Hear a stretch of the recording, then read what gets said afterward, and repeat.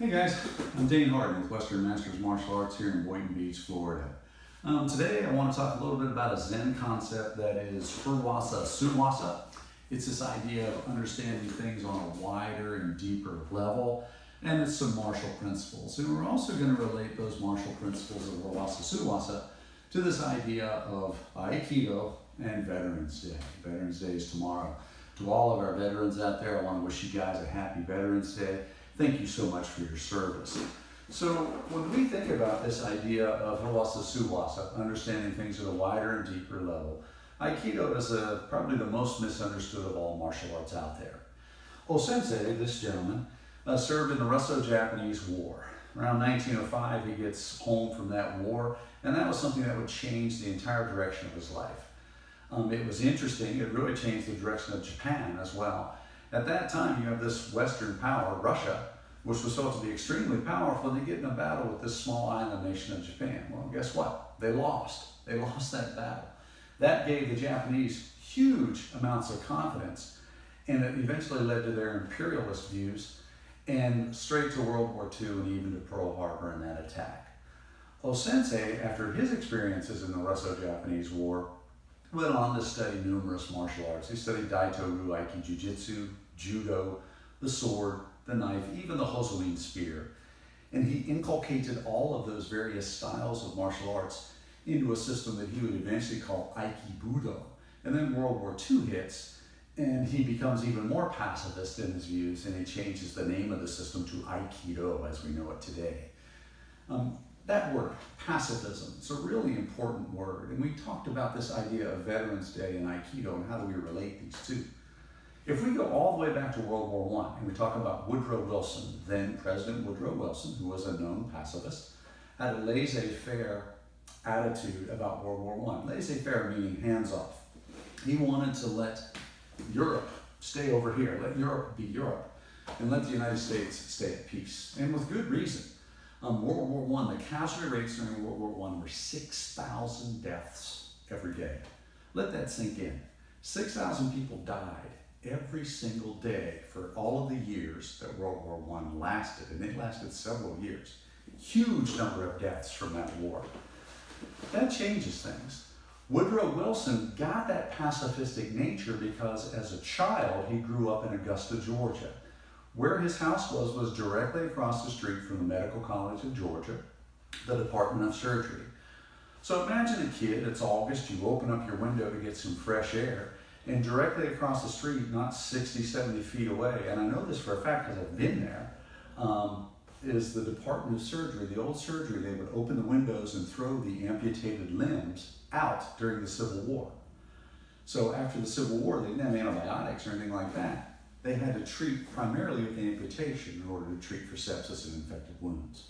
Imagine the impact that that would have had on a young Woodrow Wilson. And then later, he's the President of the United States and leading us into World War I. And the press and the media lambast this poor guy for being such a pacifist. O-sensei suffered the same fate with his pacifistic views, and so does Aikido as an art of peace. I often hear folks talk about, oh, it's probably not as combat effective as it could be. It's not as effective as other martial arts. Okay, whatever. The bottom line is I'm telling you as a combat veteran, as a retired colonel, as somebody who has actually served not in a ring, but in a battlefield, Aikido has amazing effect. It has amazing applicability. Let's take a look at World War I a little bit more closely. You know, World War I led to the Armistice. That was the peace agreement, the signing at the end of World War I on that train car, basically. That Armistice Day would be celebrated later and later became Veterans Day. The Armistice was signed on the 11th month, the 11th day, the 11th hour. Peace, finally, at the end of such a devastating war, right? During that war, there was a classic German term that was called the Kindermord. Kinder means child, mort means death, but the German philosophical approach to this was this idea of a death of innocence.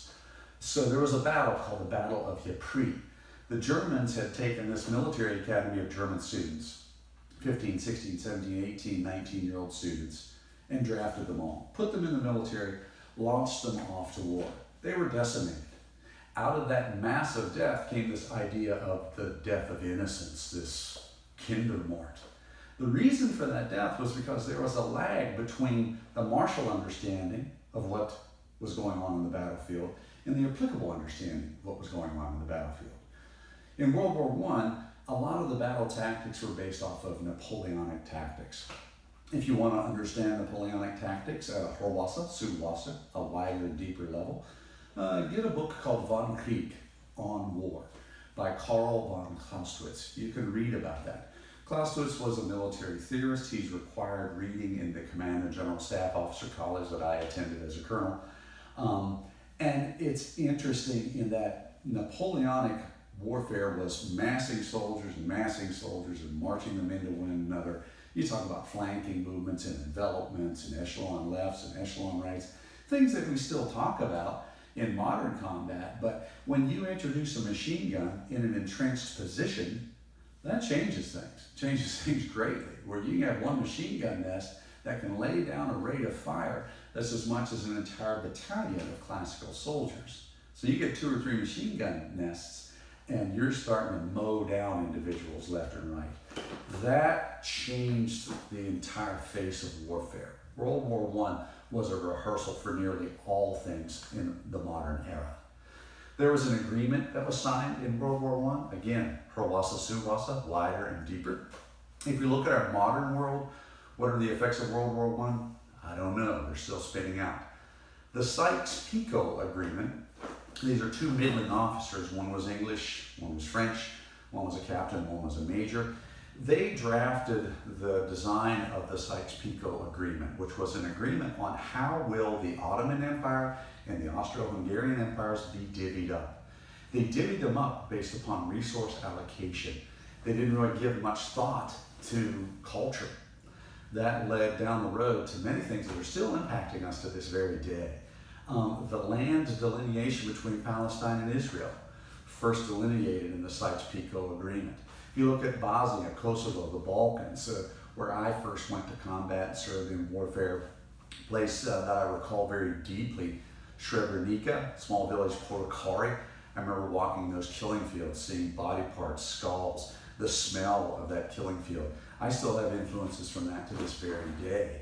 So the idea that O-sensei, who after the Russo-Japanese War might walk a different path up that mountain of martial arts skill sets that he would achieve, kind of makes sense when you think about it from that standpoint.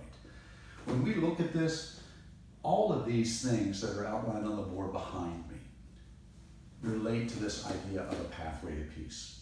When I was a white belt, going all the way back to 1969, I was a Junri student studying classical Taekwondo. This was before my kickboxing career with Joe Louis, all of that stuff. The patch on the bottom, it says might for right. I remember asking Master Lee as a kid, I said, Master Lee, what does this mean? He said, might for right mean peace through strength.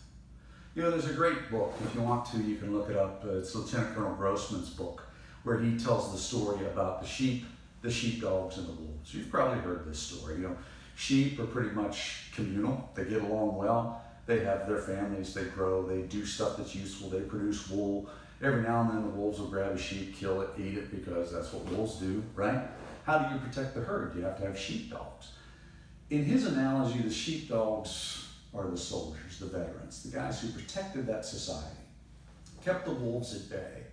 And that's really something important to know, is that the sheepdogs have to go through a lot of stuff, and they get to live that stuff. And even when the wars are over, they get to live through an experience of things like perhaps the Vietnam veteran guys experienced, wherein the sheepdogs were not appreciated very much because the wolves were no longer at the door, and the sheep said, you know, you got big teeth, you scare us a little bit, you just stay over there, we don't want much to do with you. So guys, please don't do that. Hirwasa, suwasa, wider and deeper understanding. Thank veterans for their service on this Veterans Day. Guys, I hope that helps you begin to understand how Aikido took this strange path as a martial art, to where its emphasis was more on peaceful resolution than it was on warfare. I hope that helps you to understand why it's such a different martial art. Peaceful resolution versus combat versus striking and percussion. We teach controls and locks and things to sort of give that person the opportunity to maybe rethink what it was they're doing. Oh, what a wonderful world we would live in if we would allow our enemies time to rethink what it was that they chose to do prior to going straight to war.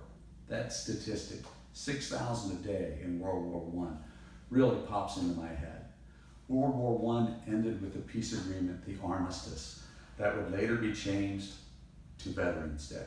The veterans out there, thank you so much for your service, guys. We really appreciate it greatly, men and women of the armed forces, thank you. I'm Dane Harden, Colonel, United States Army, retired, and also Sensei Dane Harden on Dane Harden Martial Arts on YouTube. Please like and subscribe. I hope you enjoyed this video. Thanks, guys. See you next time.